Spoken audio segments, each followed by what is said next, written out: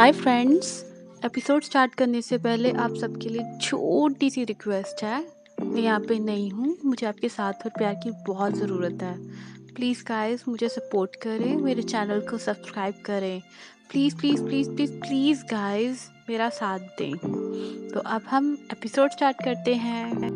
Episode 14 की starting में हम देखते हैं कि आनरन इस तरह परेशान थी अपने घर में, और दूसरी तरफ युआन भी बहुत परेशान दिख रहा था अपनी मम्मी की बातों के बाद। यानजर उसके दरवाजे के बाद खड़ा होता है उससे कुछ बात करने के लिए, और आनंद अपने घर के अंदर। इतने में दोनों का आमना सामना होता है। वो उससे बोलने लगता है कि कहता है कि मेरी मम्मी की बातों का अगर तुमने सुना है तो प्लीज़ उसे दिल में मत लेना, मेरी मम्मी ज़िंदगी का फैसला मैं खुद करूँगा। लेकिन आनंद उससे कहते हैं कि तुम्हारी मम्मी ने जो बातें तुमसे बोली है वो इम्पॉर्टेंट है, वो तुम्हारा अच्छा ही चाहती हैं, इसे हमें चाहिए कि हम इस बात को रिकन्सिडर करें और इसके बाद फैसला करें कि हम इकट्ठा रहना है कि नहीं। और एक दिन बाद आनरन यानजे के घर के बाहर आती है। वो अपने बैग लिए हुए थे, उसे बताती है कि आज मैं निक ऑफ टाइम एक बिजनेस टूर के लिए दूसरे शहर में जाना है। वो ये कहकर चली जाती है। बल्कि हमें ऑफिस में दिखाते हैं कि हर कोई बहुत लेजी सा बैठा हुआ था। जब बाई ऑफिस में आती है तो उसे ऐसा लगता है कि एक नई एनर्जी आ गई ऑफिस में, बहुत ही रिफ्रेशिंग लग रही थी। वो हर टाइम पे वो इतनी फ्रेश लगती थी, लेकिन बाय में थोड़ा सा बदलाव जरूर आया था। वो ये था कि अब हु उसके पीछे पीछे चलता था और उसे कभी लिफ्ट नहीं करवाती थी। आज सभी कहते हैं कि हम सब लंच के लिए चलते हैं, मेरी ट्रीट है। लेकिन बाय आगे से कहती है कि तुम्हारे आने की कोई ज़रूरत नहीं है, हम छोटा स्टाफ ही जाएंगे क्योंकि हम लोगों ने वर्क डिस्कस करना है, जो फैसला होगा तुम्हें बता देंगे। जबकि उधर हमें आनंद को दिखाते हैं कि मिस लान के साथ एक दूसरे शहर गई हुई थी मिस्टर ली से मिलने के लिए। वो उनका जानने वाला बिजनेसमैन था और मिस लान को लगता था कि अगर उन्हें तुम्हारे आइडियाज अच्छे लगे तो तुम्हारे बिजनेस में इन्वेस्ट कर सकते हैं। आनंद को अगर कोई फिक्र थी कि एक दिन बाद युआनजे की बर्थडे थी और हर हाल में उसे वापस पहुंचना होगा। अब आनंद मीटिंग में पहुंच जाती है। वहाँ पे मिस्टर ली आते हैं। वो उन्हें गेम के बारे में बताती है, उसके बीटा वर्जन में जो भी रिजल्ट दिए हैं और जिसके भी इसके थॉट्स हैं फ्यूचर के लिए और जो उसकी प्लानिंग्स है बिजनेस से रिलेटेड, उनसे शेयर करती है। मिस्टर लियो को उसके सारे प्लान्स बहुत अच्छे लगते हैं। वो इंटरेस्टेड लग रहे थे, उसके बिजनेस में इंटरेस्टेड लग रहे थे। जबकि उधर हम देखते हैं कि युआन जो है उस शो में काम कर रहा था जाके, और बहुत ज़्यादा वॉल सेक्टर्स थे जिन्होंने जज करना था। जब ऑनलाइन की मीटिंग ओवर होती है तो उसे पता चलता है कि कल सुबह सुबह ही उसकी मीटिंग है जिसमें वो लोग लीगल फ्रेमवर्क को डिस्कस करेंगे और हो सकता है कि एक कॉन्ट्रैक्ट भी साइन करें। जबकि यानजन बहुत ही परेशान था। वो देख रहा था कि आनंद ने उसे कोई भी कांटेक्ट नहीं किया है। वो उसे मैसेज भी करता है, जबकि उसी टाइम पर डायरेक्ट उसके पास आती है और उसके डायरेक्ट उसकी बात की लड़ाई हो जाती है कि वो उसे बता रही थी उसने कितने स्कोर देने हैं किस पार्टिसिपेंट को। वो कहता है कि जब उन लोगों ने अभी तक परफॉर्म ही नहीं किया तो मैं क्या करूं, मुझे आप कैसे बता सकते हैं कि मैं कितने स्कोर्स दूंगी। और वो आनंद को देखते हैं कि वो अपने होटल में वापस आती है तो वो सारा दिन बहुत थकी हुई थी, वो सो जाती है। और वहाँ पे युआन उसके मैसेजेस भी नहीं देखे थे, वो रिप्लाई क्या करती। यान बहुत ज़्यादा सैड था। वो यही सोच रहा था कि उसे कोई याद भी नहीं है कि नहीं। और नेक्स्ट डे मॉर्निंग में जब वो उठता है तो बहुत सारे लोगों ने उसे हैप्पी बर्थडे विश किया हुआ था, लेकिन जिस मैसेज का उसे वेट थी वो नहीं आया था। आनंद को लगा कि जैसे याद ही नहीं था उसका बर्थडे है। उसने सिर्फ इतना लिखा था, कल मैं जल्दी सो गई थी, थकी हुई थी। लेकिन आनंद ने तो सारी तैयारी की हुई थी। उसने एक जगह पे रेस्टोरेंट बुक करवाया हुआ था और ज़बरदस्त में केक भी ऑर्डर किया था। जबकि उधर ऑफिस में दिखाते हैं कि एक नई एम्प्लॉय आई थी जिसका नाम रुई था। वो उसने उनको ज्वाइन करना था। उन सभी लोग बड़े खुश हो जाते हैं कि अपने इस नई साथी को देख के उसे अच्छे से वेलकम करते हैं। जबकि हु को दिखाते हैं कि उसका इंटरेस्ट तो सिर्फ और सिर्फ बाय में था, लेकिन बाय उसे लिफ्ट ही नहीं करवाती थी। वो उसके लिए मिल्क टी लेके आया था जो उसने नई एम्प्लॉय को दे दी थी। अब उन दोनों की मीटिंग रूम में मुलाकात होती है, लेकिन बाय सिवाय काम के उससे कोई और बात नहीं करना चाहती थी। एक इवन की उसे गुस्सा भी दिखाती है जब वो काम में सीरियस नहीं था। वो तो इवन साइड पर देखते हुए उससे बात कर रही थी। हुक को पता चल गया था ये मुझसे किसी न किसी बात पे जरूर नाराज है।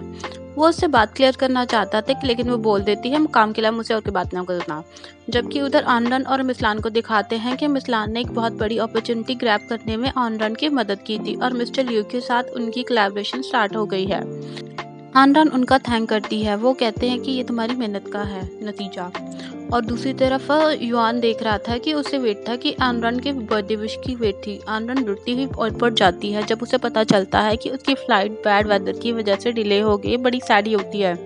थोड़ी देर बाद उसे रेस्टोरेंट की तरफ से कॉल आने लगती है, लेकिन वो बोलती है कि मेरा टेबल किसी और को मत देना, हम थोड़ी देर में पहुंच जाएंगे। लेकिन जब ज़्यादा देर हो जाती है तो वो यांजन को कॉल करती है कि मैंने तुम्हारे बर्थडे सरप्राइज़ के लिए टेबल भी बुक करवाया था, तुम्हारे लिए केक भी मंगवाया था, लेकिन इस सब का क्या फ़ायदा, मैं बैड वेदर की वजह से टाइम पर नहीं पहुंच सकती। लेकिन तुम मेरी जगह जा सकते हो रेस्टोरेंट में, मेरा वेट करो, शायद मैं टाइम पर पहुंच ही जाऊं। जबकि कॉल ख़त्म होते ही यांजन जाने लगता है तो डायरेक्टर उसे रोक लेती है और उससे कहती है कि काफ़ी लड़ाई हो जाती है क्योंकि वो स्क्रिप्टेड वर्क नहीं करना चाहता एक रियलिटी शो के नाम पर। डायरेक्टर उसे एक्स्ट्रा वर्क करवाना चाहती थी, वो जाने लगता है तो बोल देती है कि ये समझ जाना कि अगर तुम गए तो क्वांटम का ब्रीच होगा। लेकिन जाजक को कोई परवाह नहीं थी, वो आनंद का केक अपने सीने से लगाए रेस्टोरेंट में वेट कर रहा था। बहुत समय बीत जाता है कि इनफैक्ट वो टाइम आ जाता है जब रेस्टोरेंट भी क्लोज हो गया था। यांजन को बहुत फिक्र थी केक कहीं ख़राब ना हो जाए। वो करीब के स्टोर में जाकर रिक्वेस्ट करके उनके फ्रिज में रखवा देता है और वह खुद एयरपोर्ट की तरफ जा रहा था आनंद को पिक करने के लिए। आनंद की बैटरी डेड हो चुकी थी, वो यहाँ से कोई कांटेक्ट नहीं कर सकती थी। इतने में वो बाहर निकलती है जल्दी जल्दी से एक टैक्सी पकड़ के। जैसे ही वो टैक्सी से बाहर निकलती थी यांजन भी उसे लेने के लिए पहुंच गया था। जब उसे नहीं ढूंढ पाता है तो वो बहुत निराश हो जाता है। जबकि आनंद उस रेस्टोरेंट में पहुंच गई थी तो वो क्लोज था। वो बड़ी सैड हो जाती, इतनी भागदौड़ के बावजूद वो टाइम पर नहीं पहुंच पाई और यांजन का दिल टूट चुका होगा।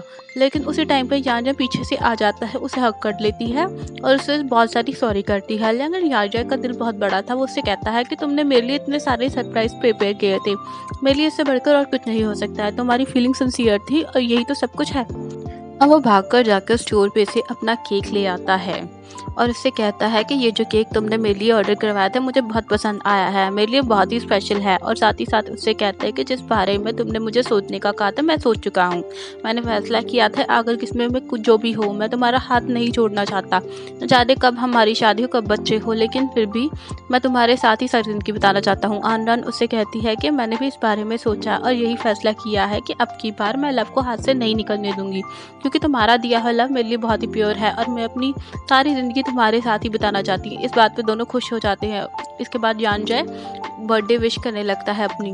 सबसे पहले वो चाहता था कि आनंद का बिजनेस बहुत ही ज़्यादा सक्सेसफुल जाए और सेकंड नंबर पे ये वो दोनों हमेशा साथ में रहें। उसके बाद वो आनंद के पास आता है, किस करता है और नेक्स्ट सीन में दिखाते हैं कि यांजन अपनी मम्मी की तो मिलने जाता है। वो मम्मी को कहता है कि जो कुछ आपने बोला था मुझे ठीक है, आप किस थिंकिंग मेरे लिए सिंसियर है, लेकिन मैं इतना बता दूं अगर मैं पछताऊंगा सिर्फ इस सूरत में अगर मैं आनंद को छोड़ दूंगा। मेरे लिए वही एक परफेक्ट लड़की है और वही मेरी लाइफ को कंप्लीट करती है। मम्मी कहती है उससे मेरी आनंद से मुलाकात हुई थी, वो उसने मुझे ये सब समझा दिया है। ठीक है, मैं तुम दोनों की इस विश की रिस्पेक्ट करूंगी और अब मैं तुम दोनों के रिश्ते को अप्रूव करती हूँ। और फिर दिखाते हैं कि आनंद और यांजन दोनों इकट्ठे बहुत खुश दिखाई दे रहे थे, वो दोनों इकट्ठे बैठ रहते थे और मम्मी के अप्रूवल के साथ। और हमें ये भी दिखाई देते हैं कि आनंद की और यांजन की मम्मी के साथ बहुत अच्छी दोस्ती हो गई है, वो इकट्ठी मिलती हैं और मम्मी कहती है कि मेरी बहुत विश थी कि काश मेरी एक बेटी होती। पता है यांजन कितना बोरिंग है, जब मेरे साथ कहीं बाहर जाता है तो चुपचाप फिरता रहता है। तो आनंद ने कही है कि अब मैं आपकी बेटी बन के दिखाऊंगी और हम दोनों इकट्ठे शॉपिंग पर भी जाया करेंगे और सैर भी किया करेंगे। इसके साथ ही ये एपिसोड खत्म होती है और अब हम आगे देखेंगे कि जब युहान आनंद के मम्मी डैडी से मिलता है तो क्या होता है, क्या उसे अप्रूवल मिलता है क्या नहीं मिलता है। Bye bye.